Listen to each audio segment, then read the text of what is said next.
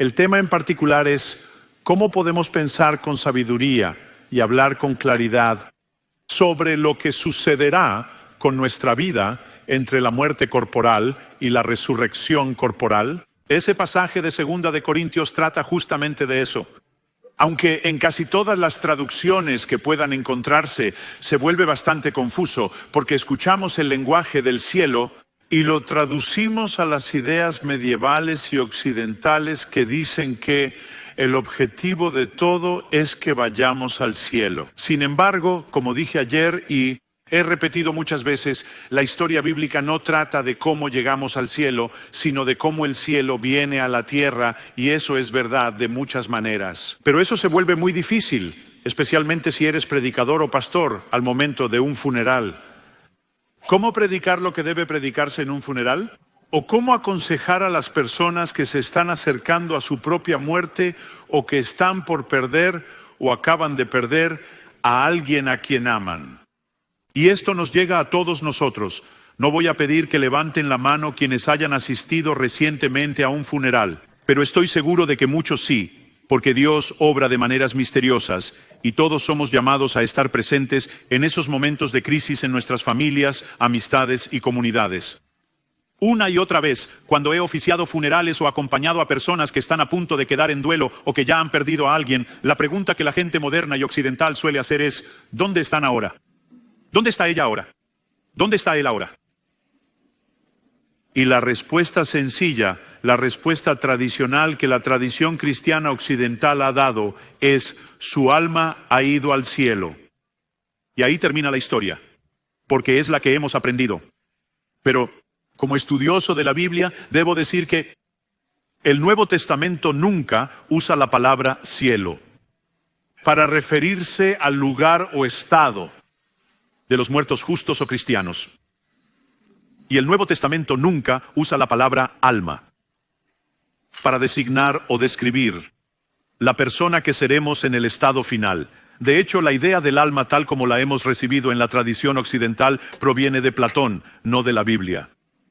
Y cuando encuentres la palabra alma en la Biblia, por favor busca a alguien que sepa griego o hebreo, porque una y otra vez significa vida. Significa la vida entera. La vida que respira no significa esa alma platónica inmortal que todos hemos aprendido. Y ciertamente cuando yo estaba creciendo, eso era simplemente lo que asumía. Y al crecer, habría leído ese pasaje de 2 de Corintios 5 de esa manera. Si tienen una Biblia en sus manos, o sin duda en sus smartphones o lo que sea, volveré a 2 de Corintios 5 en un momento. Pero primero quiero hablar sobre la cuestión de la continuidad personal entre nuestra muerte corporal y nuestra resurrección corporal. Seamos muy claros, eso es lo que enseña el Nuevo Testamento. No es que mueras, dejes el cuerpo atrás y tu alma siga marchando. Esa es una vieja canción estadounidense. El cuerpo de John Brown yace pudriéndose en la tumba, pero su alma sigue marchando. Y los cristianos la han cantado por generaciones pensando que de eso se trataba toda la historia. Pero no. Así como fue con Jesús, así también será con nosotros. El mismo que resucitó a Jesús de entre los muertos en la mañana de ese primer día, dará vida por medio del Espíritu también a nuestros cuerpos mortales. Y hay mucho que podríamos decir sobre esto, y he escrito al respecto. Seguro conocerán mi libro Sorprendidos por la Esperanza, donde intento desarrollar este tema. Pero el punto es este. Los primeros cristianos no parecían estar particularmente preocupados por la pregunta, ¿dónde están ahora? Ellos estaban profundamente convencidos de que un día, cuando Jesús regresara, el Espíritu Santo resucitaría a todo el pueblo de Jesús a una nueva vida corporal, para compartir los nuevos cielos y la nueva tierra, de modo que la oración, que la vida del cielo venga a la tierra, también se hiciera realidad para ellos. Pero al hacer lo que hicieron, nos dejaron una respuesta muy particular, una que, yo creo, no se ha explorado lo suficiente. Hemos reemplazado la obra del Espíritu por la idea platónica del alma. Amigos míos, es hora de revertir eso y devolver las cosas a su lugar correcto. Ahora, he escrito sobre esto, y el próximo año saldrá un libro acerca de lo que llamo el regreso a casa de Dios. Hay dos tipos de venida. Mi micrófono está yendo y viniendo. No, está volviendo, espero. Hay dos tipos de venida de Dios. Uno, la llenura de toda la creación con el conocimiento y la gloria de Dios. Esa es la venida de Dios a todo el mundo. 2. El regreso personal de Yahvé a Sión, tal como fue prometido en el Antiguo Testamento. El Nuevo Testamento ve este segundo tipo de venida, el regreso de Yahvé a Sión, cumplido en Jesús, en su primera venida y finalmente en su segunda venida. Pero también ve el cumplimiento de la promesa de Dios de inundar toda la creación con su presencia y su gloria. En la obra actual del Espíritu en la iglesia y en el creyente, y luego en la renovación futura y prometida de toda la creación. Porque, y aquí está la clave, una vez que el Espíritu de Dios viene a habitar dentro de una persona y, como veremos, a unirse con nuestro propio espíritu, entonces Dios mismo proporciona la continuidad entre la vida presente y la futura, entre la vida corporal presente y la vida corporal futura. Una forma de comenzar esta secuencia de pensamiento sería ir a las últimas palabras de Jesús en el Evangelio de Lucas. En el Evangelio de Lucas, Jesús cita el Salmo 31 y dice: Padre, aquí está mi espíritu, puedes tenerlo ahora. O, en una traducción más conocida, Padre, en tus manos encomiendo mi espíritu. Sospecho que muchos cristianos, al leer eso, han sustituido espíritu por alma, como si Jesús estuviera entregando su alma al Padre, pero eso no es lo que dice el texto. El Nuevo Testamento no usa la palabra alma de esa manera. De la misma forma, el primer mártir, Esteban, cuando lo estaban apedreando hasta la muerte, no dijo: Señor Jesús, recibe mi alma, sino que dijo: Señor Jesús, recibe mi espíritu. Y esto está en armonía con lo que dice en el libro de Eclesiastés capítulo 12, donde se enseña que en la muerte corporal el polvo vuelve a la tierra como era, y el aliento, en hebreo ha-ruach, en griego pneuma, y el aliento vuelve a Dios que lo dio. Ahora bien, el trasfondo de todo esto, como saben, está en Génesis 2:7, cuando Dios sopla en las narices del ser humano el aliento de vida.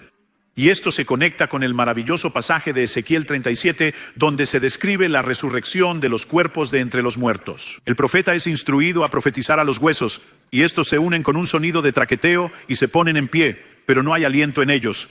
Entonces Dios dice: profetiza al aliento, ruach, pneuma, espíritu. Profetiza al aliento, hijo de hombre, y di: ven de los cuatro vientos. En hebreo, me'ar barujot, en griego, ectón tesarón pneumatón, de los cuatro vientos, ven, oh aliento, y sopla sobre estos muertos para que vivan. Ezequiel profetiza, y esos cuerpos antes muertos se llenan de aliento, de viento, de espíritu. Luego viene la interpretación. Dios dice: haré lo impensable, los sacaré de sus tumbas, pondré mi espíritu dentro de ustedes y los traeré de vuelta a su tierra. Entonces sabrán que he hablado y que actuaré. Ahora bien, nosotros oímos las palabras aliento, viento y espíritu como tres cosas distintas, separables al menos en el pensamiento. Pero el uso habitual de la palabra ruach en hebreo y neuma en griego abarca las tres en una sola realidad compleja. Esto se nota claramente aquí, cuando los cuatro vientos vienen a soplar sobre los muertos. Esa conexión tan íntima nos cuesta entenderla, porque estamos acostumbrados a trazar una línea muy marcada entre lo que llamamos fenómenos naturales, como el viento o nuestro propio aliento, y lo que consideramos fenómenos sobrenaturales, como el Espíritu de Dios. Pero desde Génesis en adelante, esa distinción nunca fue tan rígida. Y detrás de Génesis 2, versículo 7, está Génesis 1, versículo 2, donde el viento de Dios, Ruach Elohim, o Pneumateu, se movía sobre la superficie de las aguas. Y tengo la impresión de que si pudiéramos entrevistar a las personas que escribieron o editaron esos libros, o que oraron esos textos, descubriríamos que ellos veían todo este fenómeno misterioso que nosotros dividimos en partes como algo profundamente unido. El aliento en los seres humanos y los animales, e incluso el viento que trae aire fresco a todos, son en sí mismos los vehículos y medios de la propia vida de Dios, dada a las criaturas vivientes de Dios y luego de vuelta a Él al final de la vida corporal presente. Esto se ve en el Salmo 104, donde se celebra toda la creación. Las criaturas reciben el aliento de Dios. Cuando Dios lo retira, mueren. Cuando Dios envía su aliento nuevamente, son recreadas. Ahora bien, ¿cómo funciona todo esto? Creo que podemos encontrar respuestas en Pablo, en Primera de Corintios y luego en Segunda de Corintios, en pasajes bien conocidos pero difíciles. En Primera de Corintios capítulo 2, versículos 11 y 12, si desean buscarlo. Primera de Corintios 2, 11 y 12. Esto es lo que Pablo dice. ¿Quién conoce lo que realmente hay dentro de una persona, sino el espíritu de la persona que está dentro de ella? Bueno, Pablo dice que con Dios ocurre algo parecido. Nadie sabe lo que pasa dentro de Dios excepto el Espíritu de Dios. Y nosotros no hemos recibido el espíritu del mundo, sino el Espíritu que proviene de Dios, para que podamos conocer las cosas que Dios nos ha dado gratuitamente. ¿Lo ven? Hay una especie de entrelazamiento extraordinario entre nuestro espíritu, nuestro aliento, nuestra vida interior más profunda y el aliento mismo de Dios. Luego, en el capítulo 6, versículos 16 y 17, y también en los versículos 19 y 20, Primera de Corintios 6, 16, 17, 19, 20, Pablo dice, el que se une al Señor, un solo espíritu es con Él. Esa es una afirmación impresionante. Quien pertenece a Jesús es un solo espíritu con Jesús. Por eso dice, ¿no saben que su cuerpo es templo del Espíritu Santo que está en ustedes, el cual han recibido de Dios? Es decir, ese espíritu que Dios les dio los hace ya parte de su propio ser.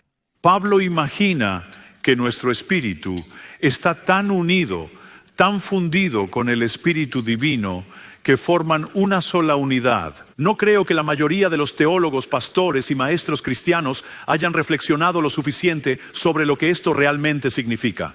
Y si lo hiciéramos, descubriríamos una pista clave vital para responder a la pregunta de quiénes somos entre la muerte corporal y la resurrección corporal. Esto además ofrece una respuesta a cómo podemos librarnos de la idea platónica del alma como portadora de la identidad personal y pensar de una manera más bíblica. También debemos añadir los espléndidos pasajes de Romanos 8 donde Pablo dice, ustedes recibieron el espíritu de adopción por el cual clamamos, Abba, Padre. Y cuando eso sucede, el Espíritu da testimonio junto con nuestro propio espíritu, afirmando lo mismo. Nuestro espíritu y el Espíritu de Dios trabajan juntos, diciendo lo mismo. Como al final del libro de Apocalipsis, el Espíritu y la esposa dicen, ven. ¿Dónde está el Espíritu sin la novia? ¿Dónde está la novia sin el Espíritu? El Espíritu es quien capacita a la novia para ser realmente la novia, para orar por la venida del novio. Así también, dice Pablo, el Espíritu viene y nos ayuda en nuestra debilidad. No sabemos orar como conviene, pero ese mismo Espíritu intercede por nosotros con gemidos indecibles. Y cuando nosotros gemimos de manera tan profunda que las palabras no bastan, si estamos en el Espíritu, ese gemido lo compartimos con Él, aunque en realidad es al revés. El Espíritu está gimiendo en lo más profundo del dolor del mundo de Dios, como dije ayer a algunos. Y nosotros estamos atrapados dentro de ese lamento.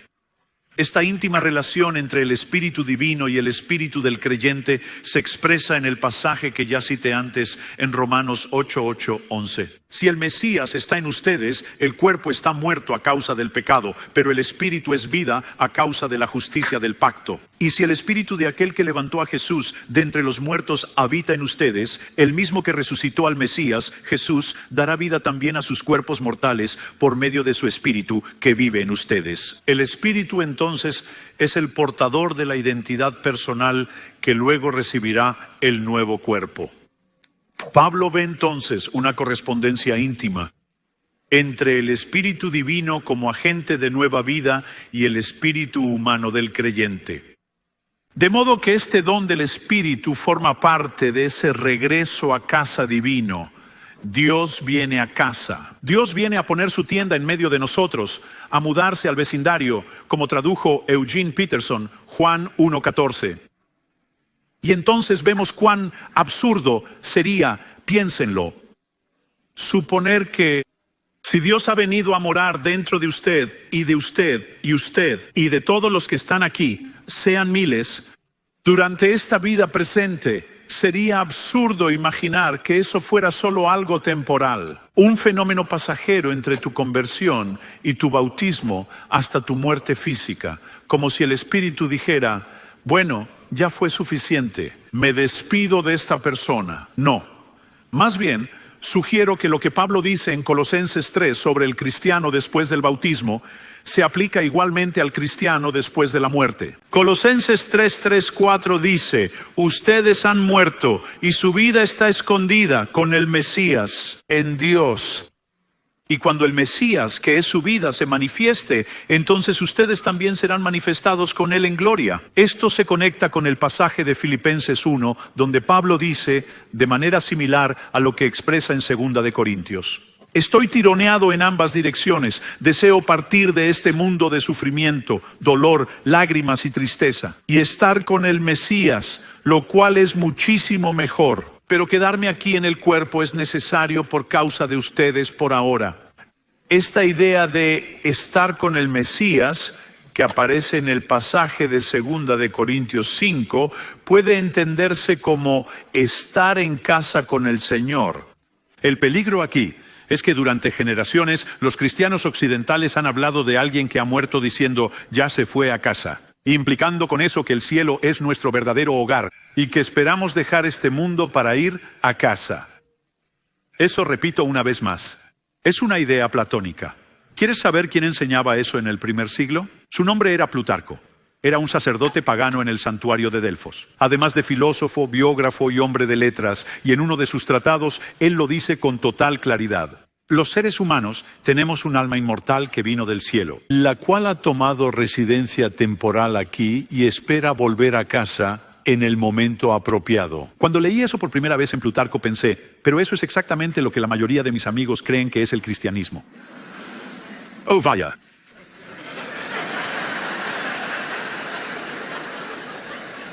Así que Pablo dice que preferiríamos estar ausentes del cuerpo, es decir, de este estado de sufrimiento, y estar en casa con el Señor. Pero Él no quiere decir que eso será el final de nuestro viaje.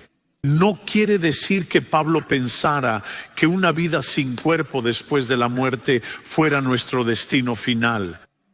Lo que él dice en este pasaje está dentro del panorama mayor, la promesa de la resurrección final. En 2 de Corintios 5, 4 y 5, 2 de Corintios 5, 4 y 5, Pablo dice, en esta tienda, este tabernáculo en el que vivimos ahora, gemimos bajo un gran peso, pero no deseamos ser desvestidos, es decir, quedar permanentemente como espíritus sin cuerpo, sino ser revestidos con la nueva morada, el cuerpo de resurrección que se nos ha prometido.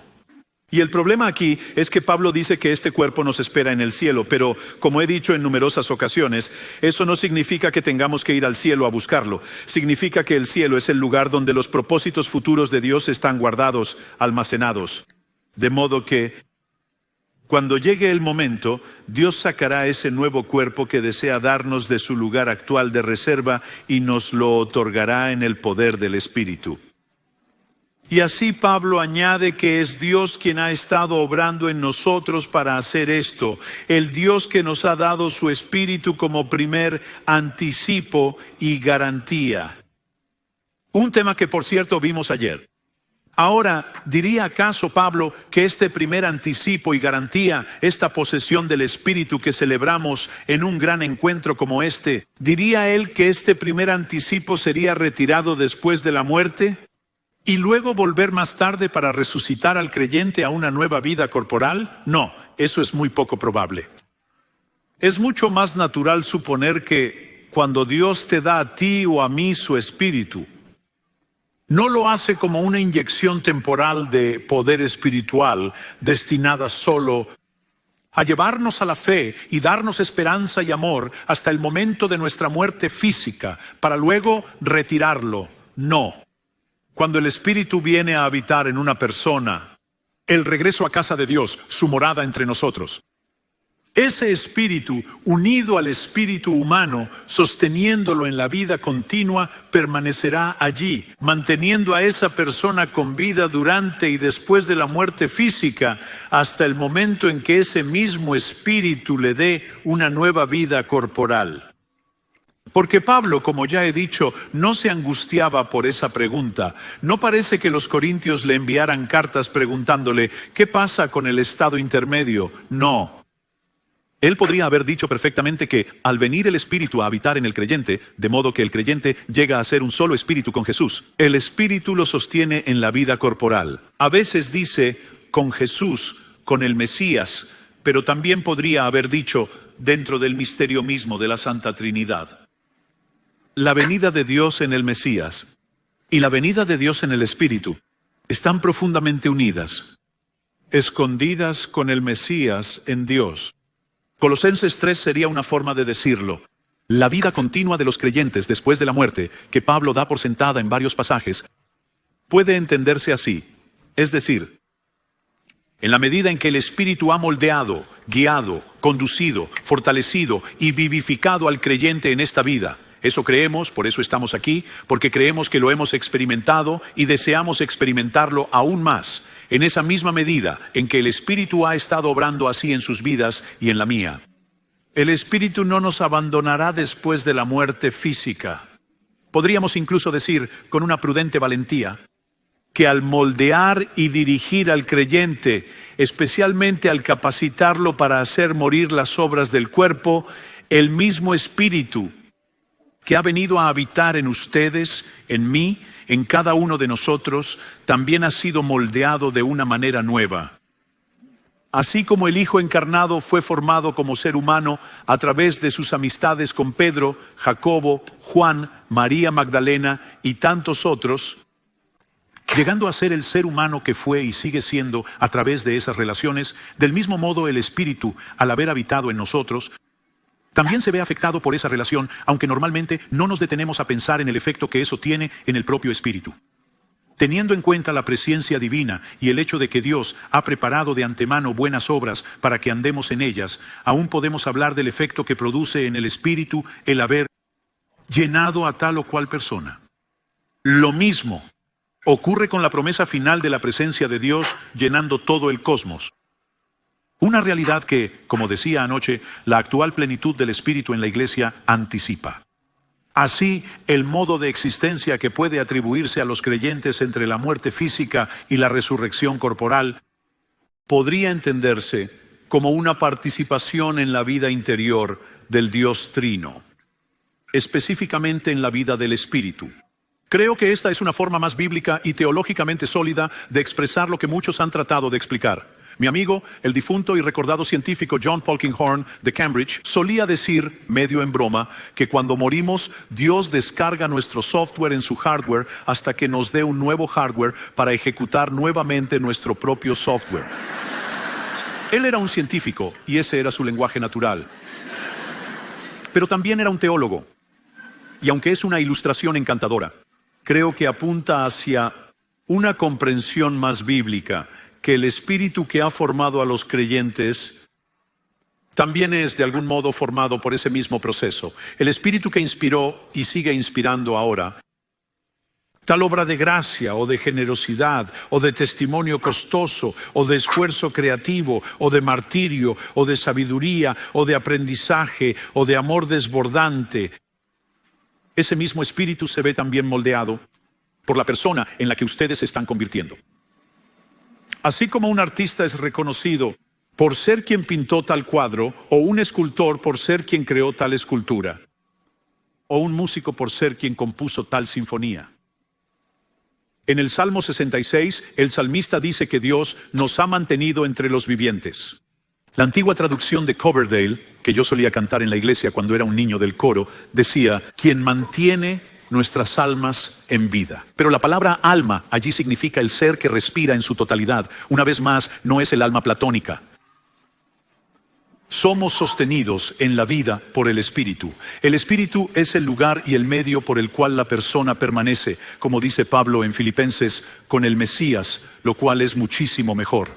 Ahora, una ventaja evidente de abordar la cuestión del estado intermedio de esta manera es que elimina de un solo golpe todas las tortuosas especulaciones sobre la vida después de la muerte que tanto perturbaron a la Iglesia, no solo en el periodo de la Edad Medieval, sino también en nuestros días. Los reformadores pensaron que habían eliminado la doctrina del purgatorio, pero nunca lograron entender del todo cómo funcionaba toda la secuencia. Y por eso, en nuestra época, muchos, no solo católicos romanos tradicionales, sino que también También varios teólogos protestantes han vuelto a formular algún tipo de doctrina del purgatorio, ya sea porque aún necesitaremos cierta purificación después de la muerte, o incluso, como en algunas formas de la teología católica tradicional, porque todavía necesitaremos algún castigo después de la muerte. Si uno aborda el tema del modo en que yo lo estoy haciendo, toda esa cuestión es un callejón sin salida, un agujero inútil por el que han sido conducidos los teólogos.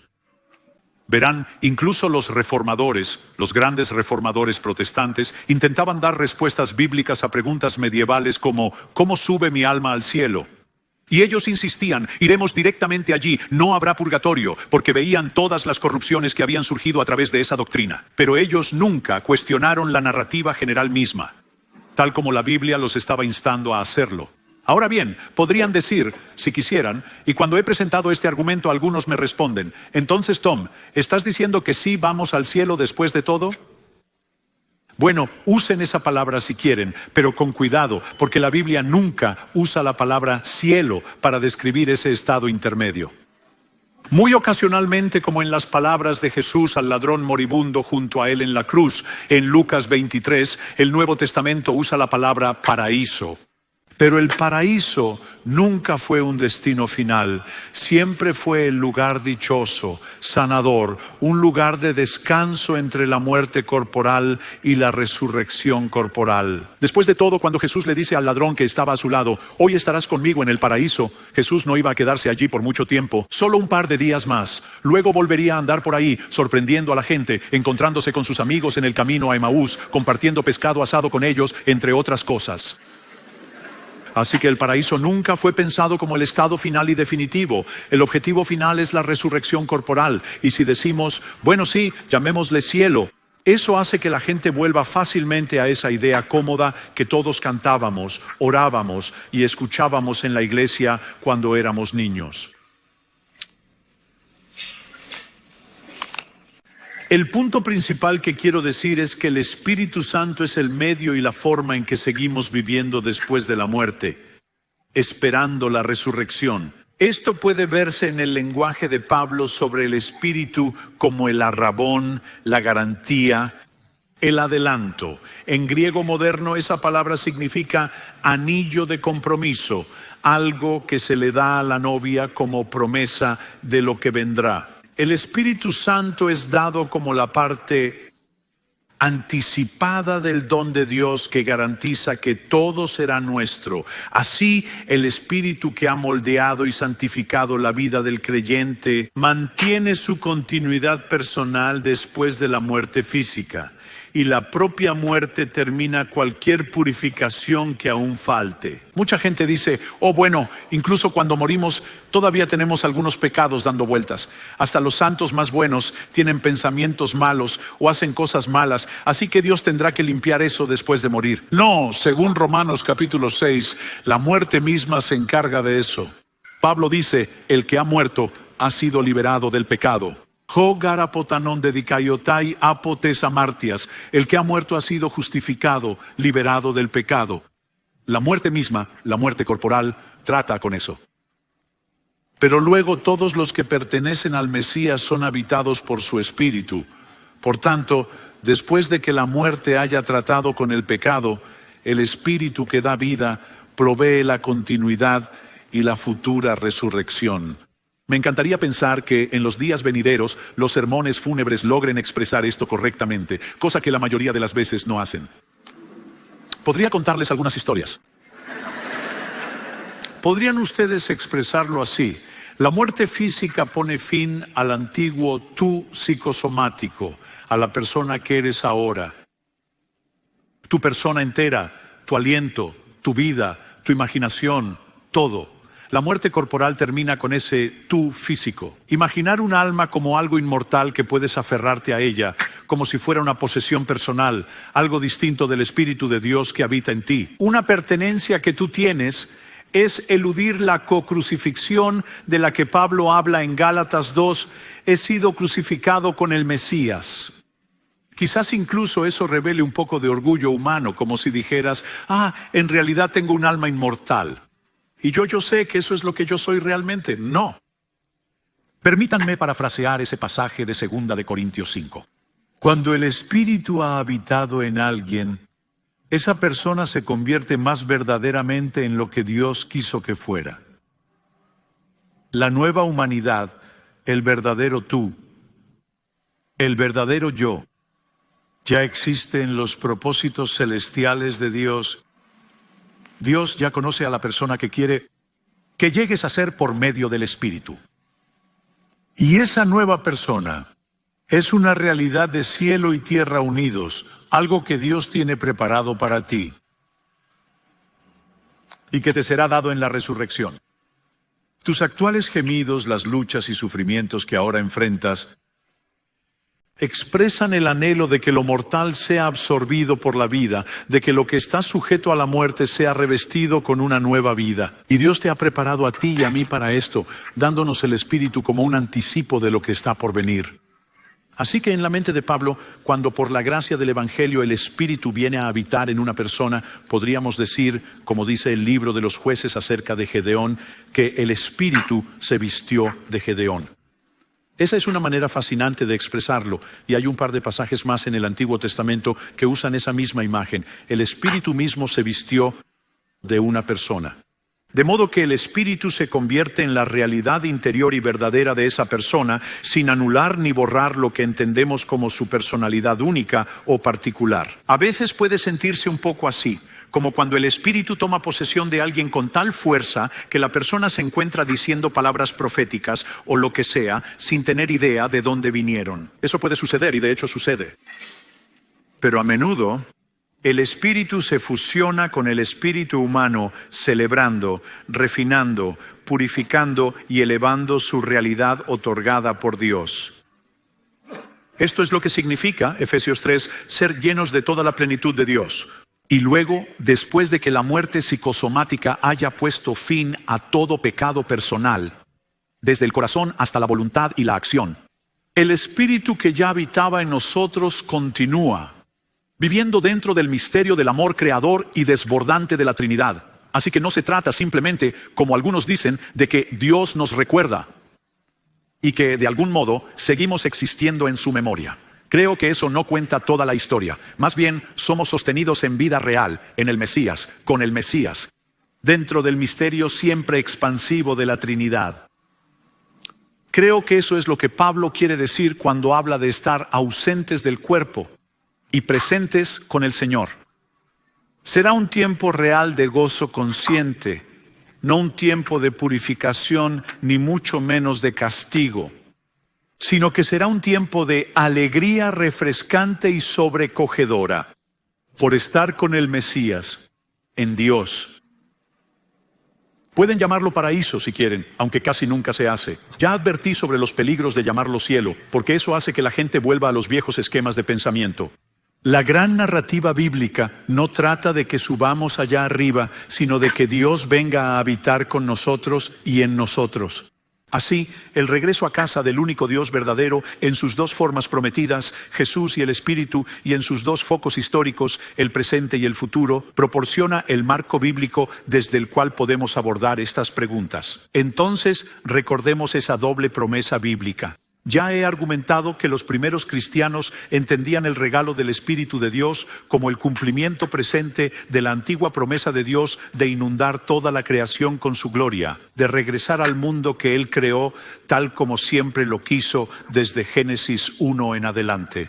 Esta promesa se cumplirá finalmente, 1 Corintios 15, 28, cuando Dios venga y sea todo en todos.